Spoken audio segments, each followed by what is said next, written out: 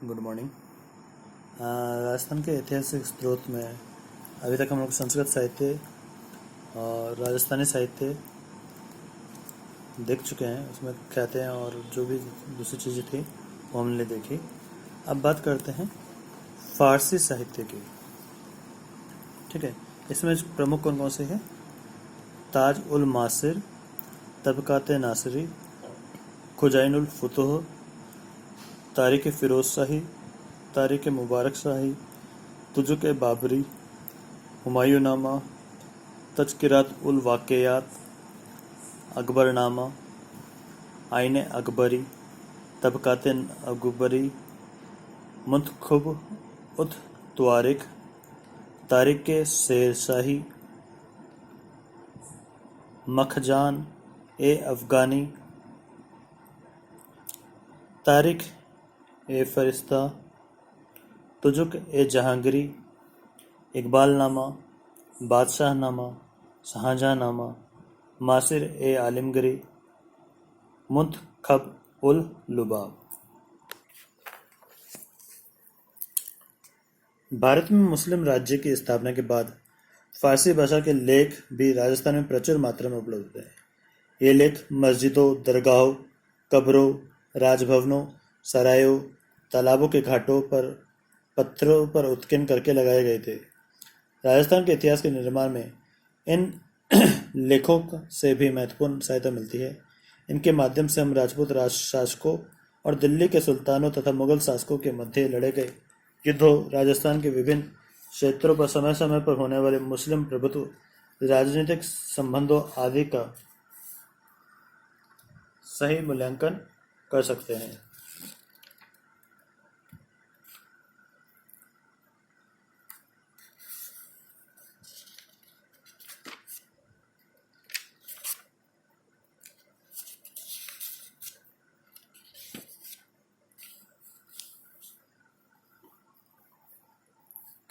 इसी तरह से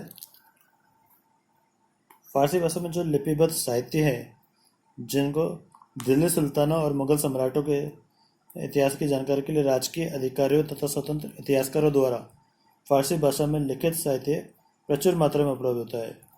स्वयं मुगल शासकों द्वारा लिखित आत्मकथा तथा अन्य के द्वारा लिखित उनकी जीवनियाँ भी मिलती हैं। इनमें सबसे प्रसिद्ध है ताज उल मासिर। ताज उल मासिर, इसका लेखक सदर उद्दीन हसन निजामी है। इस पुस्तक में 1229 ईस्वी तक का हाल मिलता है। हमारे अध्ययन काल के प्रारंभिक दिनों में अजमेर की स्थिति पर लेखक ने पर्याप्त प्रकाश डाला है। उसके विवरण से अजमेर नगर के समृद्धि तथा मुस्लिम आक्रमणों से होने वाली बर्बादी का भी पता हमको चलता है। तबकाते नासरी, इसका लेखक काजी मिनहाज उस सिराज अपने समय का एक प्रमुख विद्वान था। दिल्ली सुल्तान शमसुद्दीन इल्तुतमिश के राज्यकाल से लेकर सुल्तान नासिरुद्दीन के राज्यकाल के 15वें वर्ष तक का हाल उसने स्वयं अपनी जानकारी के आधार पर लिखा है। इस ग्रंथ से पता चलता है कि लेखक के समय तक उत्तर पूर्वी राजस्थान को मेवात के नाम से पुकारा जाता था। इससे जालौर और नागौर पर मुस्लिम शासकों की जानकारी भी हमें मिलती है। खुजाइनुल फुतूह, इसका लेखक अमीर खुसरो सल्तनत युग का महान कवि, इतिहासकार और साहित्यकार था। उसने बहुत से ग्रंथों की रचना की थी। वह कई सुल्तानों का दरबारी रहा है। इस ग्रंथ की रचना उसने 1311 ईस्वी में की थी। इसमें उसने अलाउद्दीन खिलजी की विजयों के साथ साथ उसके आर्थिक सुधारों और बाजार भाव का नियंत्रण भी उल्लेख किया है। राजस्थान के संबंध में उसके द्वारा चित्तौड़ और रणथंभौर का वर्णन तथा अलाउद्दीन के आक्रमणों का विवरण काफी महत्वपूर्ण है। चित्तौड़ अभियान में वह स्वयं बादशाह के साथ था। अमीर खुसरो ने सती प्रथा का भी विशद विवरण किया है।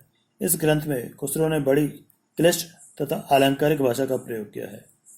रानी पद्मिनी की कहानी के बारे में वह इसी प्रकार की सांकेतिक भाषा का प्रयोग करता है, जिससे काफी भ्रम एवं विवाद उत्पन्न हो गया है। खुसरो की दो अन्य रचनाओं गुरात उल कमाल तथा देवल रानी से हमें रणथंभौर के बारे में जानकारी मिलती है।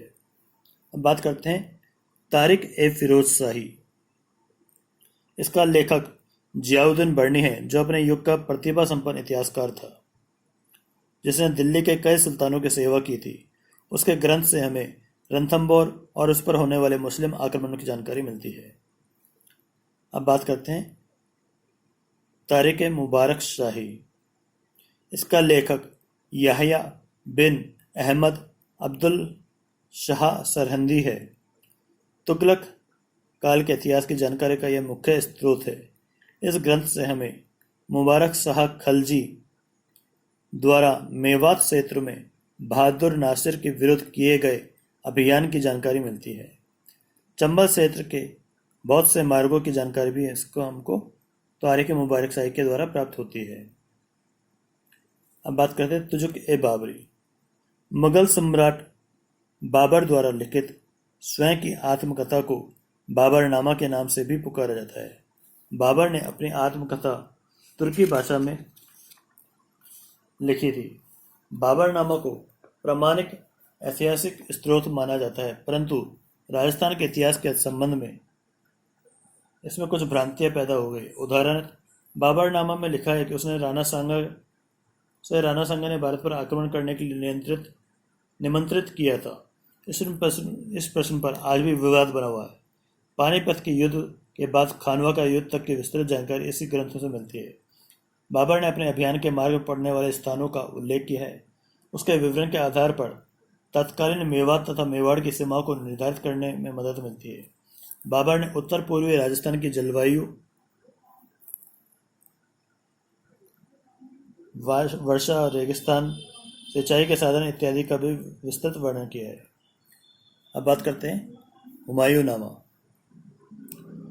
इस ग्रंथ की लेखिका गुलबदन बेगम थी। इससे हुमायूं को मारवाड़ और मेवाड़ के शासकों के साथ संबंधों की जानकारी मिलती है। शेरशाह के हाथों पराजित होने के बाद हुमायूं मारवाड़ के शासक मालदेव से मिलने कब और किस मार्ग से गया, वापस क्यों लौट गया इत्यादि घटनाओं के बारे में महत्वपूर्ण जानकारी मिलती है। इसके अलावा गुलबदन ने राजस्थान के रेगिस्तानी क्षेत्र और यहाँ की जलवायु का भी विस्तृत विवरण दिया है। तज़किरात उल वाक़ियात। इसका लेखक जौहर आफ्ताबची था। यह ग्रंथ भी हुमायूं की जीवनी है। लेखक ने मारवाड़, बीकानेर और जैसलमेर के मरु क्षेत्र की कठिनाइयाँ का विस्तार से उल्लेख किया है। इस ग्रंथ से भी हुमायूं द्वारा मालदेव से मिलने जाने के लिए अपनाए गए मार्गों का उल्लेख मिलता है। अब बात करते हैं अकबरनामा।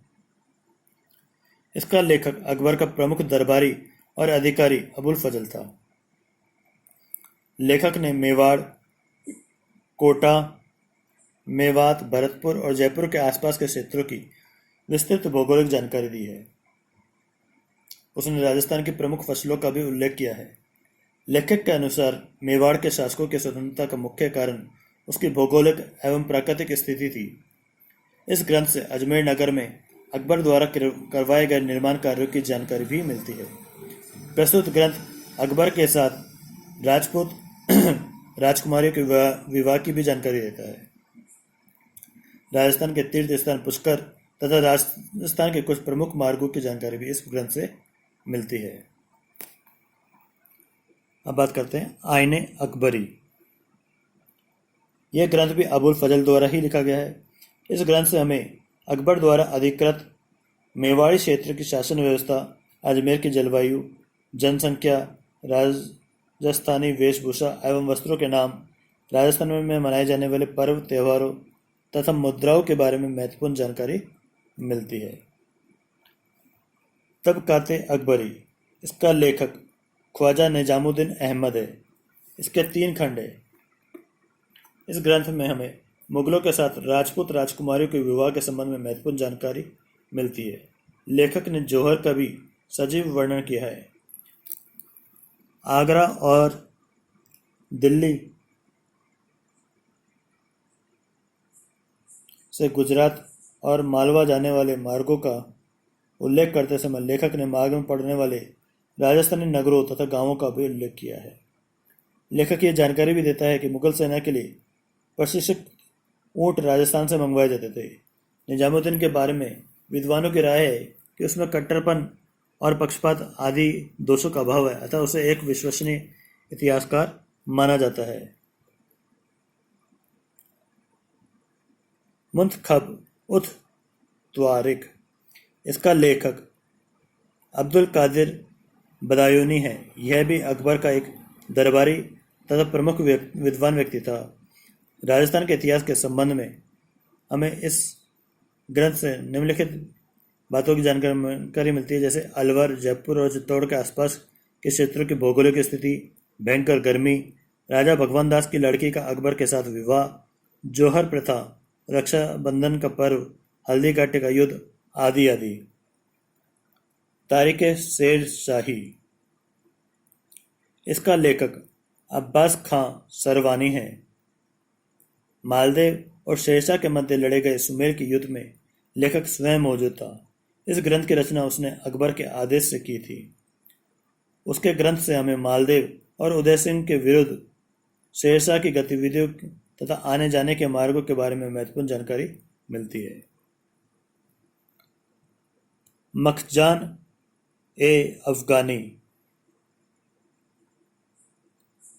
इसका लेखक नियामतुल्लाह था है। इस ग्रंथ से हमें लोधी वंश के समय उत्तर पश्चिमी राजस्थान, विशेषतः मेवात क्षेत्र की जानकारी मिलती है। इसमें सिकंदर लोधी के नागौर अभियान का भी उल्लेख हमें मिलता है। तारीख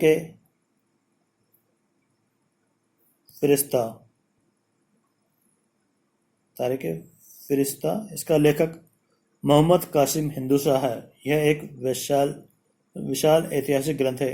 इसके द्वारा हमें महाराणा कुंभा तथा रायमल की गतिविधियों, ईडर और मेवाड़ के संबंध, नागौर तथा जालोर के बिहारी पठानों, मारवाड़ के रेगिस्तानी तथा बनास नदी का मार्ग, अकबर द्वारा अजमेर में कराए गए निर्माण कार्यों और राजस्थान से गुजरने वाले प्रमुख मार्गों के बारे में जानकारी प्राप्त होती है।